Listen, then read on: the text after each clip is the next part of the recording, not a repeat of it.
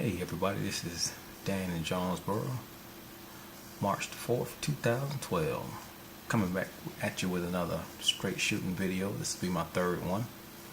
And I'm starting to like these straight shooting videos because really we don't have a particular subject. We just like to talk and, shoot some things out there at you. And welcome your comments, your ideas or whatever you may have, just leave them down below and I'll entertain them. One thing I don't want to entertain is any red herring fallacies. And if anyone doesn't know what a red herring fallacy is, that's basically don't get off the subject by bringing up another subject. I won't entertain that and I'll just block you. But what I want to talk to you all tonight about is a subject that was brought up by the comedian and activist Dick Gregory about organ harvesting, and he was on air via telephone on the Don Imus show, and basically he wondered why it took 3 days for the Sanford Police Department to finally tell the parents of Trayvon Martin that he was in the morgue in a small town like that, when they had repeatedly called the police department. They had reported him missing. Why did it take 3 days for them to notify the parents that they had his body in the morgue? What was the delay with 3 days? Dick Gregory alleges that this may be part of a bigger conspiracy in the organ harvesting transplantation, and that's basically where your organs are illegally taken from your body and sold on the black market. And this is a problem that the world does not want to talk about. This is a problem that is going on right now as we speak. This is a problem that is prevalent in poor areas, and this is a problem mainly co-sponsored by a few countries, and I will give you some links down below.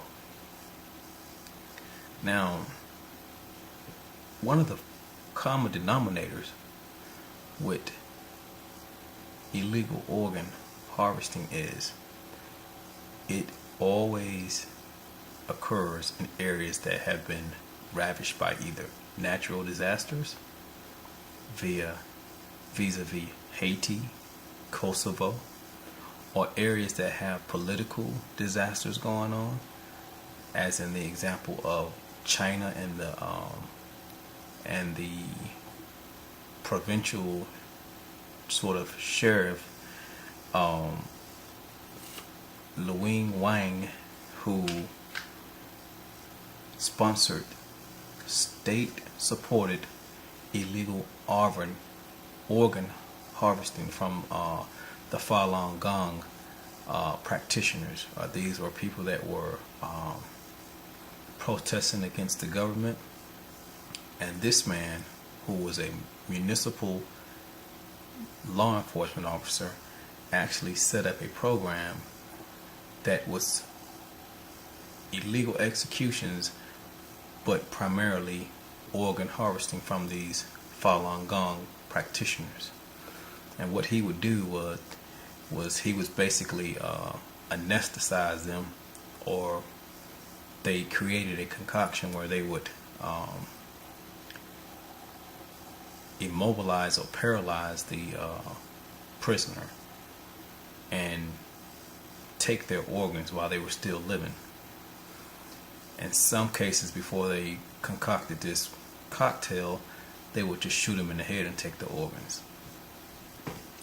Now, we have to be mindful that in 2009 in the United States, there were a number of Jewish rabbis and a Mr. Rosenbaum, who was 60 years old.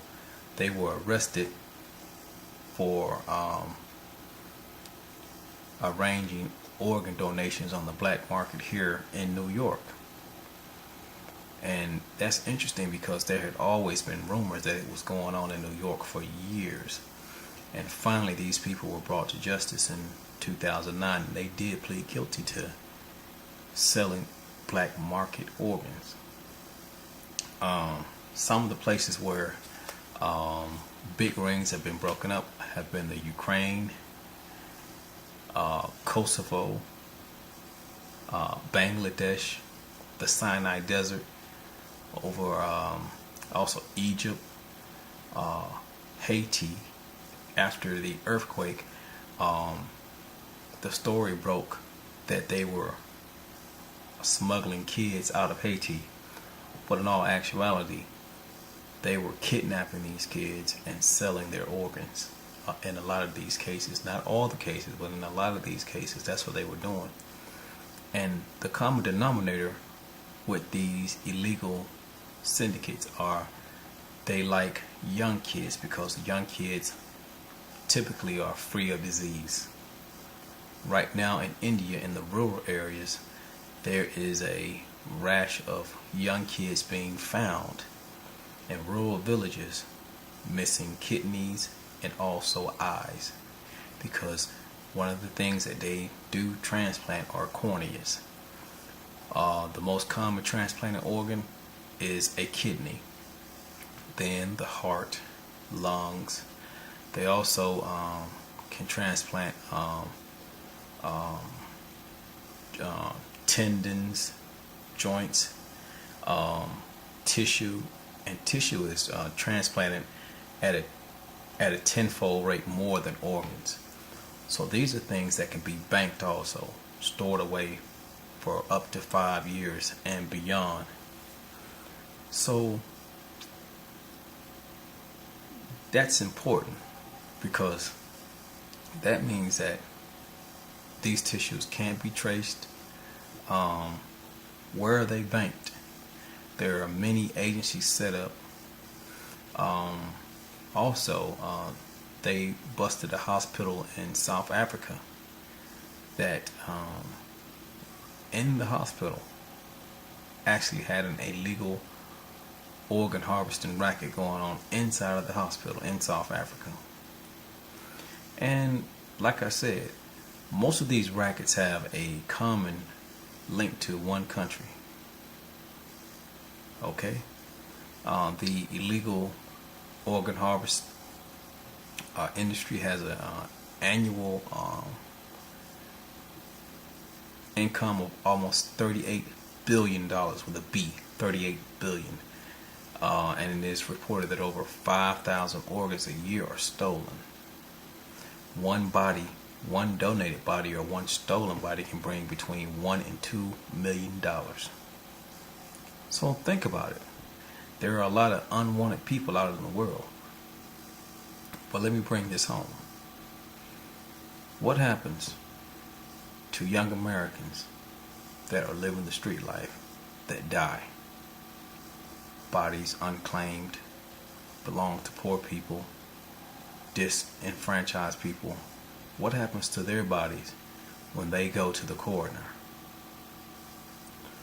What happens to their body when the family either can't afford to bury them, or they're waiting for the coroner to release the body to the funeral home? What happens? That's the question with this straight shooting. And I would really like to know what you think about that. Do you think this is actually going on? Do you think it's just a fantasy? Do you have any personal experiences with this? Or just what your opinion is on this? I can only shoot some things out there, provide you with the links down below, which I will do. And if they're not up right now, I will get them up. And I just wanted to float that out there. Thank you all, and comment as you see fit. Like that, but hey, she 2 years old. What you expect? Can't tell her nothing. But anyway, old Dan been in the yard today. See my old ride more. And I've been cutting this big old yard. I got land, it goes, that's my neighbor's, but it goes all around the back. This my little quiet, a little subdivision. Go around the back.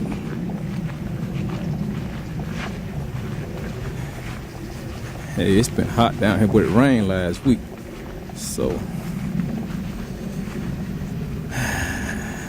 that lawnmower doesn't even work. I just pulled it from the side of the house because I didn't want I was scared snakes was gonna be in it, so I grabbed a hold of it with my hand while I was riding my mower. So, but anyway, it's my little nice little quiet little niche down here. It ain't much. Hey, at least it's quiet. Nothing goes on here except occasional deer or dog in your yard or whatever.